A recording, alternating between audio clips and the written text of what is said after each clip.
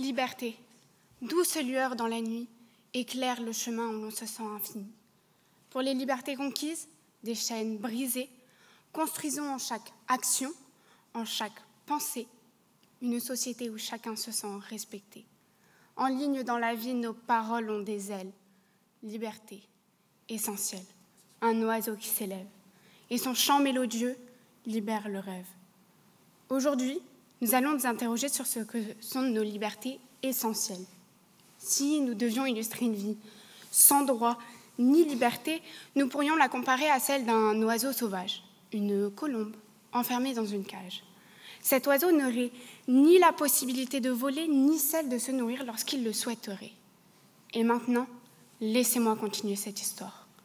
Ce même oiseau serait tenu en captivité à l'intérieur d'une planète, la planète à barreaux. Un beau jour, la planète s'ouvrit et il s'envola. Loin, loin, si loin qu'il atteint une autre planète. L'oiseau se posa sur une branche d'arbre et surprit une conversation. Il se situait sur la planète de l'expression et de l'opinion. Au fur et à mesure qu'il écoutait, il était de plus en plus étonné. Les personnes avaient des opinions différentes, mais les partageaient dans le respect, sans conflit. Quel ne fut pas son étonnement quand il vit que les gens exprimaient leurs pensées en grand, sans peur ni censure. Puis, une idée lui vint en tête. Peut-être existait-il une multitude d'autres planètes semblables à celle-ci. Il s'envola donc en quête de nouveaux lieux. Après ce qui lui parut bien longtemps, il se posa sur un toit, le toit d'une école. L'horizon n'était rempli que de ce genre de bâtiments. Des écoles, des universités, des lycées, des collèges, il y en avait à perte de vue. Par une fenêtre, il surprit une scène qu'il n'avait jamais vue. Une salle de classe avec des élèves et un professeur en harmonie, en train d'étudier et d'enseigner sans accroc. Tout le monde avait droit à l'éducation, peu importe qui l'on était et d'où l'on venait. L'oiseau, dans un ultime voyage, découvrit un nouvel endroit, la planète de la liberté de disposer de son corps. Et ce qu'il y découvrit le surprit.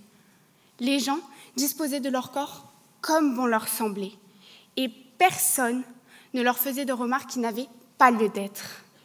Personne ne les touchait sans leur propre consentement, et personne ne les critiquait quand la réponse était non. Cela contrastait fortement avec son ancienne vie d'oiseau, où les gens disposaient de lui comme d'un objet, d'un jouet. Bref, quelque chose d'inanimé que l'on touchait sans son propre consentement. Devant ces menaces, il est de notre devoir à tous de demeurer attentifs, de défendre avec passion ces libertés et de nous investir activement pour les sauvegarder. Et je ne pense pas que ce soit le cas de tout le monde. Par exemple, si l'on éteint la lumière, on ne se voit plus, n'est-ce pas? Nous sommes alors tous égaux. Certains chercheront à s'éclairer, tandis que d'autres resteront volontairement dans le noir.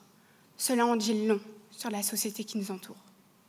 Il nous appartient, collectivement, de préserver ces droits pour les générations à venir, afin qu'elles puissent s'épanouir dans un monde où la liberté, la justice et la dignité humaine restent des principes inébranlables.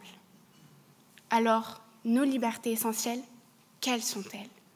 Comme nous le montre notre oiseau, un des symboles de la liberté, les libertés essentielles sont la liberté d'agir sans contrainte. Mais elles ne signifient pas pouvoir tout faire. Comme l'a dit le professeur John Stuart Mill, la liberté des uns s'arrête là où commence celle des autres. Voyez comme la liberté est importante dans notre société. Voyez comme il est important de la respecter, de la défendre et de la chérir.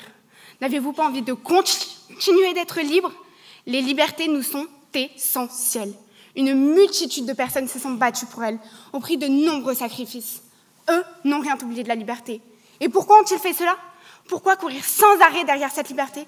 Pour ne pas être obligés, enfermés, censurés, contraints ou contraintes, restreintes ou restreints, asservis, pour être autonomes, francs et franches, indépendantes et indépendants, pour avoir le choix, pour avoir le droit, pour pouvoir. Alors ensemble, protégeons-les.